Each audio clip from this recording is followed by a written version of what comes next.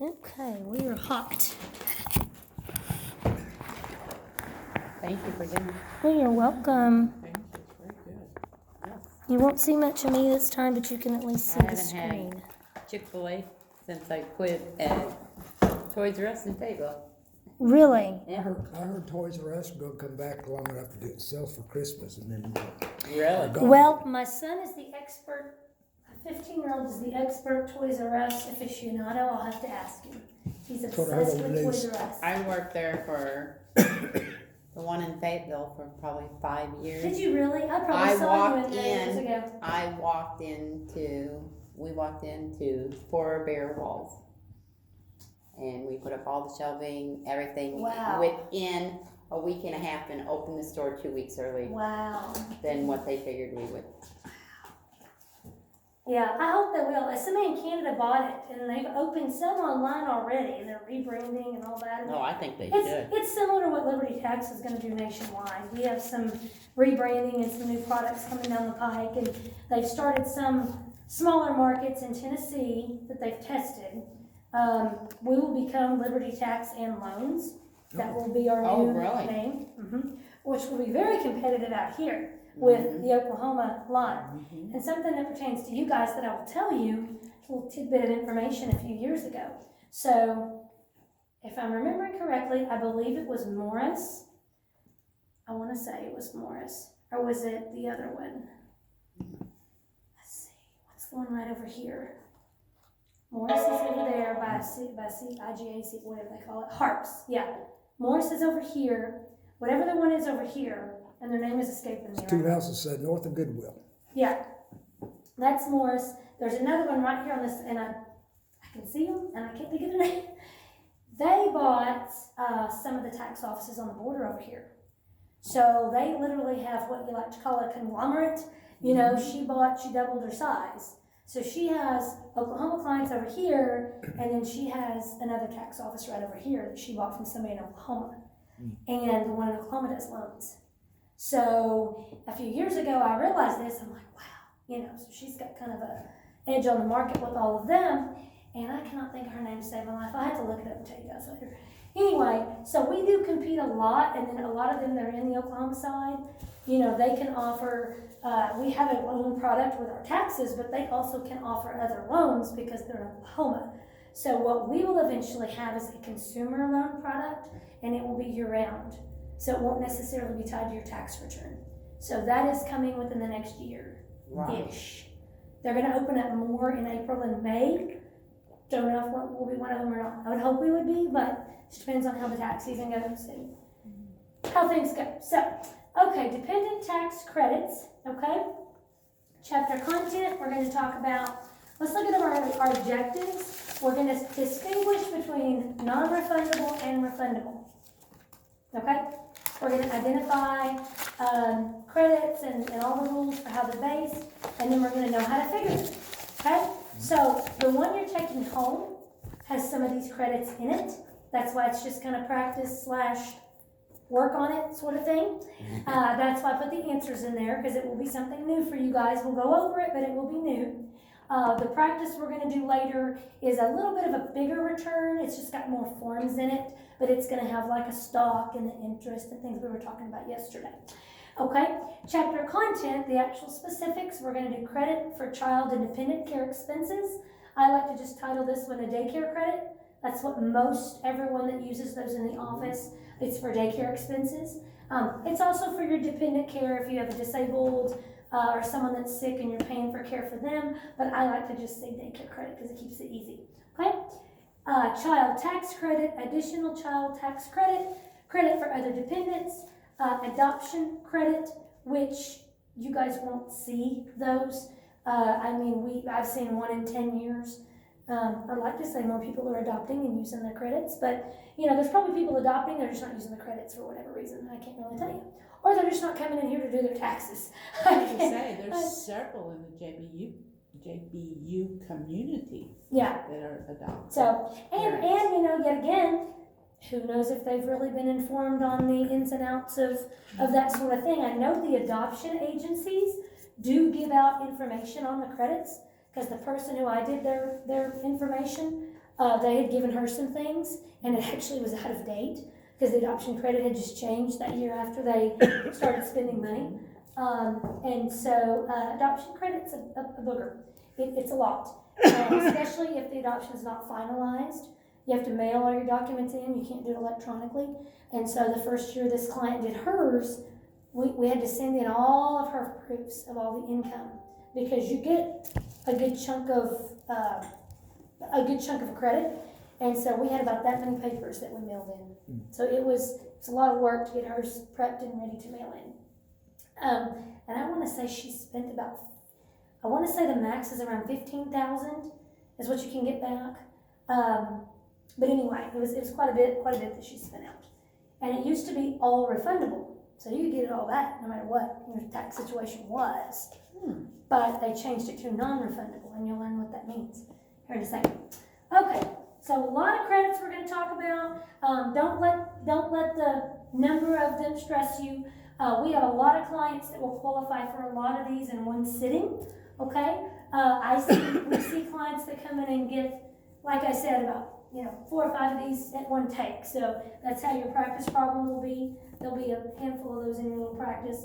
Okay, types of credits. Okay, so this is the main thing that you probably need to take.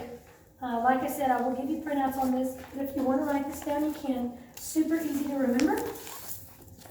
Types of credits. There really is 2 types. Okay, they just throw in one of them at the bottom. I don't really know why it's here, because there's another one that breaks off into 2, but they just felt like telling you as a little reminder that that's changed over the past 2 years. So your 2 types of credits are non-refundable and refundable, okay? And then they put a little note here that the American Opportunity Credit does both.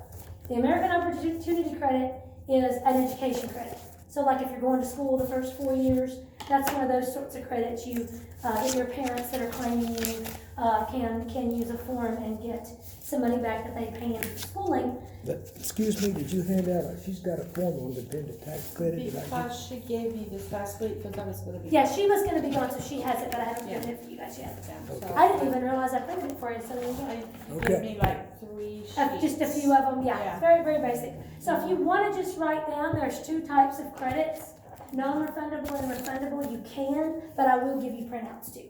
Okay? Okay. Because a lot of this stuff you're going to absorb it, but you'll forget it by tomorrow. So because it's a lot of information. That's truth. It is true, because there's a lot of information, and even in the spreadsheet or PowerPoint, they go into how you figure it, and you can't memorize how to figure it. You have to have it in front of you on forms. So that's why I printed out stuff for y'all to take home and read through too. I'm not even done. I'm going to go back. So, just in a general sense, what does non-refundable mean? You don't get it back. You don't get it back. Don't get it back. So then what would refundable mean? You do get it back. You do get it back, okay? So what this is talking in terms of, and they're going to go into details in the next few slides, but they're talking in terms of based on your tax liability for the year. So, for example, I use an example of a credit that is still active today. It's not one that's used as much, but I'll just use it for an example. It's called an energy credit, okay? So this energy credit, just think of it as Mr. Credit A. He is non-refundable. And say after I do my tax return, my tax liability is $1,000, okay? Well, if my tax liability is $1,000, okay, my non-refundable credit, let's say my energy credit, they were going to give me $2,000. Okay, is that me? Yeah. That must be I was like, That's the I word was looking at for- mine too. Yeah, and sometimes I can't tell if it's a, yeah. If they call back again, I'll just answer it. We're in training, I'll just call. You know, I can, it's the work phone, so call it.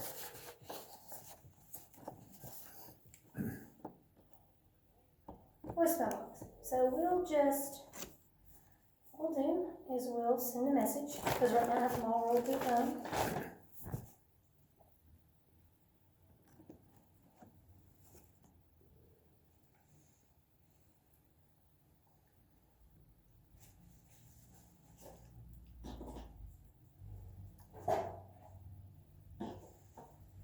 Okay.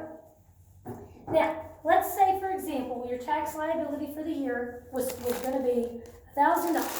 So after we did your return, the IRS says for the year, your tax liability would have been $1,000. Now, we don't know yet what you've paid in. We're not looking at your withholdings or anything else to combat that. We're just saying it would have been $1,000. And let's say you qualify for this crazy residential energy credit. Say you redid your siding on your house, or you redid your roof, okay? And say that was $2,000. Well, if that's a non-refundable credit, okay? We put everything in and it says, oh, you spent $2,000 on refixing this item on your house. But your tax liability was only $1,000. So how much of that refundable credit do you actually get to use? Right. 1,000. 1,000, okay? Can't go over zero because it's non-refundable, right? Okay. Okay? We're talking about non-refundable credit, can only get you back to zero. Okay. So you would have owed $1,000 before we've looked at any of your other credits or any of what your withholdings are. If you're eligible for this random, like I said, just think of it as an imaginary credit. It's a residential energy credit, okay? We know it's non-refundable. That's somebody, I recognize that number. Let me grab this, guys. Liberty Tax, can I help you?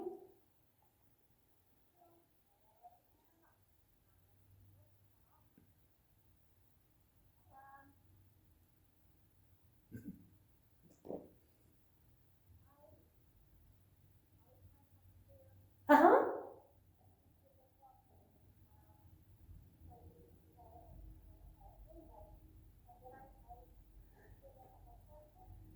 Uh-huh.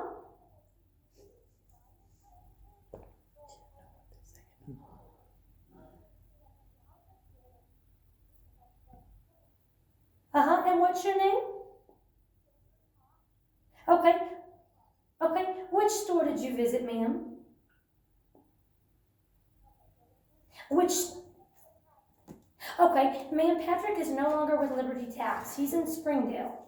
This is the Fayetteville and Siloam Springs location. Thank you, and bye-bye. So yes, so I knew automatically as she started speaking, I could tell, like, that's probably not us. I think I did something or signed something or something. I'm like, yeah, that's not us, because you know what you did when you came to us. Yeah, so if I haven't told you guys, because I think some of you have, the Bentonville store, the gentleman that owned the Bentonville store and Fayetteville store years ago, he's retired. And then the gentleman that used to own a Springdale Liberty Tax was terminated. So we will get clients from there. Last year we tried to get a lot of those in. We called them. We tried to have them come in. We still will have them call. So the one big thing, because there has been multiple locations in the past, we always want to make sure now when someone calls, especially if it's off season, which is, after tax season's over, we always want to be sure, where did you go? Which store are you speaking of? Because we could go on, and that's why I finally asked her name. Didn't recognize the name. Didn't recognize the voice, didn't recognize it. I'm like, no. And she said she had an amended, which nobody else really does this right now with me. So I was like, no, I don't know you. So that's just a good little tidbit, going forward when you guys are in the office. If I ever have you watching the phone, even early on if you're watching the phone, happen to be here, if for any reason, if you were ever in Fayetteville, I don't think you would be, but, that's our two locations. Siloam Springs and Fiesta Square in Fayetteville. So that's the first thing. Oh, I was working with Patrick in Springdale. Nope, we're not Patrick in Springdale. He was terminated. Okay, now, go over that again, because Yes. I either misunderstood you, but what you said sounded conflicting to me. Okay. So I've got my You I have $1,000 credit over here. Nope, 2,000. Okay, I have $2,000 Right. credit, but Yep. my tax Liability. is only 1,000. Right. Okay, so I can use that, so I still To bring it have to zero. Right, Right. Because you're only allowed to go up to zero Zero. because it's non-refundable. exactly. If it was a refundable credit, what would you get back? 2,000, wouldn't you? Wait, No, because No, tax liability. you'll get 1,000 Yes. Right? because Right? You go 1,000 past the zero to come back to back you. to it. Okay. Yep. So let's pretend that it's not an imaginary credit, but it's one I like using, that you did those energy efficient changes to your house. and you were eligible for a $2,000 credit. Let's pretend it was a refundable credit. That means you can get it all back no matter what your liability is. But when we balanced your taxes, your liability for the year was $1,000. Okay? And you don't have enough with your withholdings, what you paid in, and all your other credits. You don't have enough to cover that $1,000, right? But we're pretending the energy credit's refundable, and you get $2,000. Well, $1,000 of that has to pay for what your tax liability was. Okay. Right. If you can go past 0 and get it brought back to you, you get that extra $1,000. Okay. But because, let's say in this situation, in reality, that energy credit is not a refundable, it's non-refundable, you may actually qualify and have enough expenditures to get $2,000, but it's non-refundable. You can only go back to 0. Okay? So you've only got $1,000 you can actually use. Okay? Remember when I said something about the adoption credit earlier and that you're allowed to get a lot back? Years ago, it was refundable, which meant it didn't matter what was going on. You could get that first however much back to you that first year. Then the IRS said, now we're going to make it non-refundable. Well, that means you could only use it against your tax liability in that year. So what they did is they said, okay, say total, I spent, the $10,000 or $11,000, right? Well, if your tax liability was only $1,000 for the year and the IRS turned it to a non-refundable, you only get to use $1,000 this year. You don't get the rest of it? What happens with the rest of it? Rolls over? It can roll over. Okay. Yes, depending on the credits, they can roll over. Depending on the credit. So some can roll over, and you can use them for so many years. It just so happens the adoption credit you can use for 5 years. Okay. Okay? Some of the other ones can roll over. I've not seen any roll over. Most of the ones I've seen, they've been able to use them. So there can be a different time frame on some of them, but a lot of them it's either 3 or 5 years. So there are a lot of them that will roll over. We just don't see them a lot. And so there are some trainings we don't even mention a lot of the credits out there just because there's so many different ones people don't use as prevalent. But I have seen those throughout the years. The energy credit, I've seen it maybe once a year. Yet again, most of the time I've brought it up because I happen to know about it, or I've seen something in the return, when we're going through, like say they owe. Say they come up and they owe for the year. Well, somebody who owes money at the end is more likely to say, is there anything else I can do to get, is there anything else we can do? And then that's where you just literally, I'm going to be honest with you. When you look at this 1040, okay, look at that Schedule 1, because that's where some of the credits are now. When you're looking at those, is that the one I want? That's not it. Well, it is one of the ones, but, you can look down through there. Say, did you have a farm? Did you have any rentals? Is there anything you turn into a rental? Did you have a small business that you might have a loss on? Any extra income? Some of these adjustments also, we won't touch on adjustments just yet, but adjustments to income are also things that could help you out. You guys have a Schedule 3. You guys don't have a Schedule 3. I don't think you do. I don't remember if there's one in your... Let me see in today's if there's a Schedule 3. There was, but there may not be in this first practice problem. There's not a Schedule 3.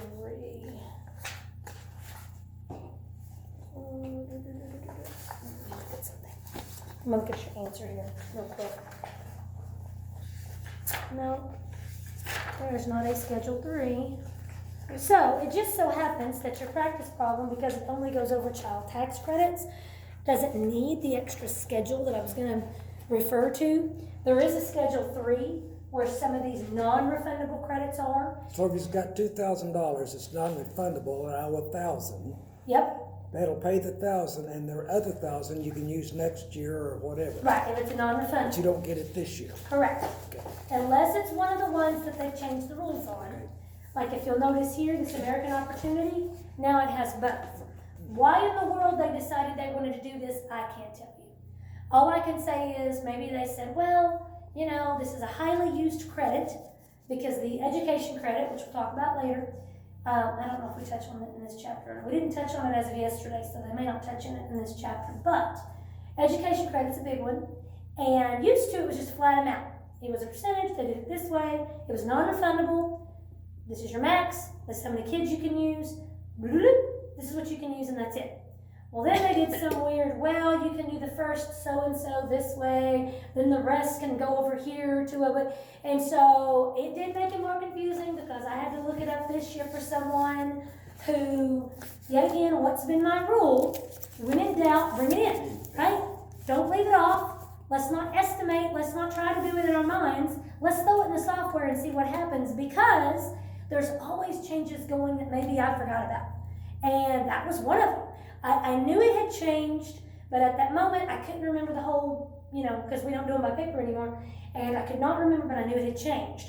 So sure enough, she brought it in, and I think it was like $300 or $400 when we thought it was only going to make like a $50 to $100 difference because it had changed. So you get more of the education credit on the front end than you used to. So it's almost like they help those that spend less, whereas before it wouldn't have got you as much. So you get more of that credit on the front end now.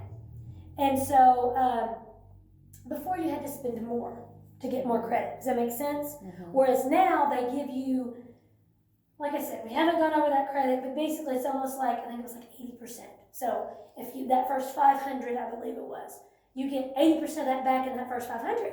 So even if you only spent 500, you get a lot of that back. Whereas years ago, it was only like 20%. So that's what it was, is I was thinking of the old one and I couldn't remember and I knew it had changed.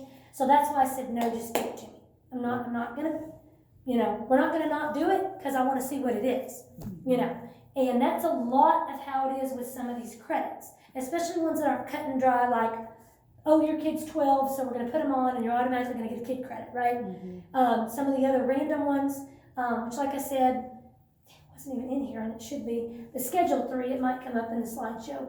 But I'll get that one to you. There's not doing any work in it today. Even the credits you have to take home, they just don't use that extra schedule. And so just, the children's credits are the only ones that won't go on that other page. And so it's not even in your homework. So we'll talk about it here. I believe it's just not in your take-home work.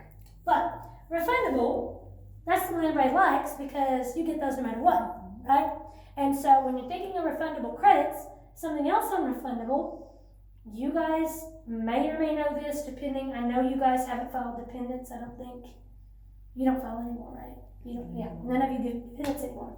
So, but I'm sure you've heard of people with kiddos getting really big refunds, right? Yeah. And so we don't cover the biggest one in this lesson, but that EIC credit, which everybody hears a lot about, the earned income, you may hear about it in the news. You hear about those types of credits. Those are refundable. So what that means is that's not something that you necessarily paid in from your withholdings. It's not something necessarily that came from anywhere else. Literally, the government's just giving you that credit based on your income. Okay? And it is the same way with a portion of the child tax credit as well. So maybe you said this the other way, but if they're a family that doesn't have much income, they're going to get some extra credit. Okay. Yep. They got enough to file, but that's about it. Yep. And so you will see people that come in here, and this is notorious office for, and that one's getting a little more too. We'll have people that come in here that may have made $2,000 or $3,000 last year, but if they qualify for that EIC, they may have made $3,000, and they're going to get $2,000 or $3,000 back on kids or on themselves. Because when we get to that EIC chapter, an adult can get EIC if they're low income. So you don't have to even have children. And so, but you have to be 25 or older. Okay, so you gotta be getting up there. You can't just be 18 and fresh out of school or whatever, but you gotta be. 67 count? Yeah, there is max. There is actually max. That's on what there. you haven't been asking. Is what I was asking. Is there a max? It's on there somewhere. Okay. And you have to have has to be earned income. So some pensions and some retirement counts as earned, depending on the situation. Social Security itself usually does not. So if it's straight Social Security coming from the government, it doesn't. But if it's from an employer, things like that, some of those sorts of pensions can count for EIC. That's because we didn't purchase it, we paid it in, and then we get it, right? Yep, pretty much. Yep. Okay, so does everybody kind of understand between a non-refundable and refundable? Okay, so those are types of credits. Like I said, there's also adjustments that we'll probably talk about later. And if they don't, I'll go over them with you. But the adjustments, I'll just bring them up just to bring them up. They're not actually credits. but they're an adjustment, okay? And there is a difference. An adjustment, it's just gonna be a set amount depending on which one, or it could be some sort of percentage the IRS sets that it deducts off of your income. So it's a little different terminology, but they both help you. But that is something in a different chapter. So just know there is adjustments out there that we're not going to do here. These are actual credits. Okay? So now it's going to go a little more into detail, tell you kind of what I just told you. It can only reduce your income tax to 0 if it's non-refundable. Okay? It goes on the 1040, but it comes from Schedule 3, which is that one I said you don't have because we're not doing practice on it today. It just so happens the credit we're doing practice with doesn't go on that Schedule 3. I know that sounds super confusing, but because it's a specific child tax credit that's on your homework, it just doesn't go on the Schedule 3. They don't put it up there. So, and let's see what else. But I will, when I print some of these out, I will give you one of those Schedule 3s just so you can see it, and we'll do practice with it. We will eventually do practice with it. We're just not doing it today. Up top, you've got child tax credit, other dependent credit, dependent care, lifetime learner. That is another education credit. That's not the biggest one, like your first 4 years of school. Lifetime learner is what it sounds like. That's after that. And those you can't get if you are married and filing separate, right? Normally, yes, and I think there is a slide coming up that says that. We'll go over refundables first. There is a slide that talks about some of that in just a minute. Refundable credits, okay? These are the big ones of those. You will get this handout, but EIC, like I mentioned, we don't go over that yet, but EIC, additional child tax credit, goes with the first one. So that's another one that splits. Part of it can be, and that is on your homework, so you'll practice with that a little bit. Child tax credit with additional go together, okay? I did, in the answer for your homework, print out the forms that they calculated. You will not have to calculate, technically, on your own, an additional child tax credit, but it is in there, just so you can put it down and know that that's what's on your practice problem. Regular child tax credit's pretty easy. It's more simple, like the example I just gave you of the residential energy, where you look at what your liability is versus how much per child. It's a little bit easier to computate when you go to do it, okay? And they'll be a part of your adjusted gross income next year, right? Say that again. Adjusted gross income next year. You Come get on. it this year, they're treated like payments and added to your federal tax withholding? State taxes, yes. Okay. The state taxes, they do. If you're talking about being taxed, some state refunds can be taxed. I don't know if we went over that part. Well, that's it. yesterday. That says they're treated like payment. Well, I guess, are you talking about state there or just federal? Treated and added to the federal Right, tax? this is talking about, it goes in the same section. Okay. So let's talk about Okay, that, because okay. I did have to go over that with this. Oh boy. Right, no, you haven't seen it yet, so you don't know what you don't know. So when they say it's treated like a payment, the way the IRS words it is the refundable portion is like payments, okay? So that's like your payment line. So if you look at your 1040, let me show you what I mean. Okay. And guys, I apologize to you on behalf of the IRS. It used to be so much simpler in here. It was laid out better for you to understand it. I'll just say that. Because it doesn't, on the old forms, it used to literally have a payment section. It said payments. And then you would know what they meant by you overpaid, right? That's how they terminology it. We overpaid the government, so they're going to give us a refund back. On the old version, they actually had a payment section where you could see all of it. And on here, let me see, it's all just gobbledygook. I hate it. Okay, I do not like the bottom of their form. I just hate it. So if you look at line 16, this is federal income tax withheld. Mm-hmm. Okay, so that's where your withholdings go, what you paid in. And then if you look below it, it says the word refundable credits. Right. Okay, so if you have anything in there, that means that's also a payment that you could get back because it's refundable. Okay. Like I said, I probably should literally teach the class with the old version and then you'd understand it even better. But this is what we have to work with right now. Like I said, I don't like it. I hate it. It's almost like they base our test off this. It's not divided up anymore. It's horrible. I hate it. So, okay, and I get the refundable credit. Yep. And it also tells you that you're gonna look for an EIC. Yep.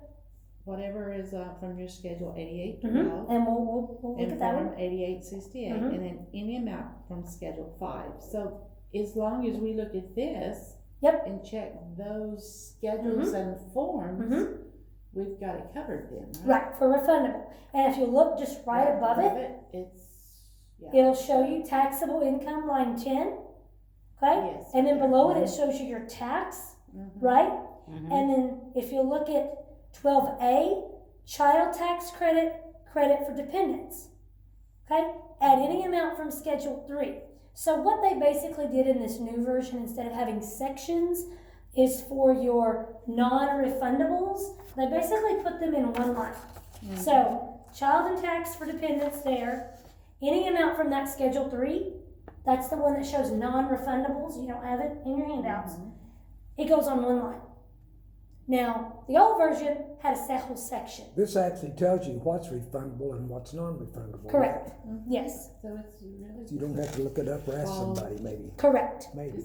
Yes. Yeah. And guys, when you're doing returns in the computer, when you get their information in, you will be able to look at this and view it.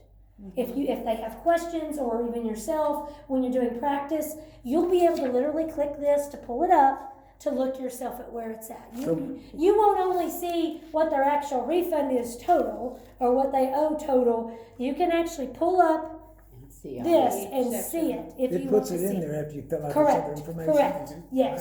Wow. And the other nice thing about the software is you can click the form, but then there's also a summary list that says refundable credits, blah, blah, blah. Non-refundable credits, this is what they get. So you can go down a summary line that shows you top to bottom, almost like in list form instead of in this type of form, where it's easier for someone to understand. So I So it's don't, gonna give us, like, that drop down is gonna give us hints, like this would be a refundable and this would be a yes. non-refundable. Now, the one I'm talking about is at the end, like when you're going over it with the client, okay? We don't ever actually have you pull this up and show them the 1040 because they don't do Right. taxes. If you try to do that, it will go downhill very quickly because they just don't know what they're reading. I mean, half the time I don't know what I'm reading with the new version. And that's why we do a summary. Okay, there will be summaries in the system but you will know what it's talking about because you've done the training. So you'll be like, oh, it says your EIC is this. Your child tax credit, you're getting this much for your kiddos. It will be laid out line by line by line, which is really good because then they know exactly what they're getting. And that's the number one thing I hear from new clients that come to us is, wow, you guys explain it. You actually tell us what we're getting. You actually spent 10 minutes telling me what this means or what this is or what, and, they're not getting that other places. Right. And I don't know if it's just other places don't train their people well or they don't. I can't answer that question. I don't know. I know the mom and pops just do drop off. So even our little EIC clients with kids, they don't even really sit in front of somebody. They just come in and sign and go on. They don't even know what's in their return. They don't even know. They don't even know. They don't get it gone over. I don't roll that way. I feel like that's what sets us apart is going through that with them. Did I tell you about the KRR? The KRR? I know I did the other group because it's on one of the videos. So Seems like you mentioned it just in passing. maybe in Springdale I did it one of those meetings. So when we were at one of our trainings in Dallas this summer, one of the guys that's taken over a lot of things at corporate, he's fairly high up. He's been there quite a while. He's heavy into statistics, numbers, and looking at projections and looking at customer service. He did last year, he did like customer service evaluations, that sort of thing. And so when Cindy and I went to this training this summer, one of the biggest things that her and I took away is they did a big, huge survey of, they sent emails, text messages out to clients and said, okay, any of y'all get those, by the way? No? I don't remember. No. any. I think they did it kind of random. I don't think they sent to everyone. I think they did so many in each market. And they got a pretty good response. And so what they did through this software they used, he did what was called a word cluster. where people could type in, they could do like 1 through 5 and just answer, but they also could type in things. Best quality, worst quality, things like that. And so the 3 biggest things, or one of the biggest words that he said came out to him when they were doing the word cluster was knowledgeable, was knowledge. And so I took that as we're sitting there, and we did a week-long training. It was it was long, but a lot of good, useful things. When he said that, I said, okay, I can build on that, right? Knowledgeable. Like, that's the number one thing that was said positively for these people that came into Liberties. Well, that's our goal, right? We need to be knowledgeable. We need to be more knowledgeable than anybody else. That's our goal. And then next to that was customer service. And I said, okay, we can do that, because they kind of go hand in hand. They probably think you're more knowledgeable because you're also giving them good customer service, right? And so I said, okay, we can do that. And then, of course, I looked at that and I said, okay, even they always focus on like your 3 biggest things you want to work on. 3 is a good number, it's attainable, it's 3 things. So I said, okay, knowledge, I know we got to have better knowledge. Overall, anybody, whether you're starting out, whether you're coming back, we always need more knowledge. We don't know everything, we always need to learn. Right. So always be learning knowledge. And I said, okay, what's a good thing I can remember about customer service, but yet has to do with tax preps? And I said, rapport. I said, we have good rapport. We communicate to the client, we make them feel at home, we have a rapport in the office, it always looks nice. We need better rapport. So we got to have rapport, we got to have knowledge, we got to have rapport, and the other biggest thing we have to have is returns. Because if we don't grow returns and have returns and prepare returns, well, then we wouldn't have a job, right? Exactly. So that was my 3 things. I said we got to have more knowledge, more rapport, and more returns. So I said KRR. So that was like my big thing with Cindy. I said, that's what we need to focus on. And I said, if we roll everything into those 3 sections, we should grow, and we should have a better experience for the client. Okay. So that's why we're focusing a lot more this year on the knowledge base and on training you guys and having good staff, having that rapport, and hopefully towards the end, once everybody feels good and is trained, we can get everybody's thinking caps to focus on helping bring in clients. Because everybody knows, you like where you go to church, you like where you bank, you like where you eat, we grow off of who comes in, Word of mouth. Word of mouth, yes, and we're a small area, we're a small niche community. Even Fayetteville, even though it's larger to an extent, everybody that comes in, even our preparers, have their own little community. You're going to see people I'm not going to see. You're going to see people, and you're going to see people that I don't see. And a lot of our business in the last few years comes from referrals. And so we have to all work together to make that happen. And so that's my spiel about the KRR. You're going to hear more about it, I'm sure. But everything we do, pretty much as you guys finish here on out, will be about those 3 things. It will either fall under knowledge, rapport, or how can we get more returns. So it's very important. It is something that I know I mentioned before. I did talk to them a little more in depth the other night about it. So now you guys have had that spiel, and it's on recording. So now we know that I did talk about it. Okay, refundable credits, like I said, guys, this is going to be above and beyond. It is an overpayment that you paid in too much. You're going to get this back, okay? It goes in the same bucket as your withholdings, but it doesn't mean that it was taken out of your check. It doesn't mean it was taken out of your income, okay?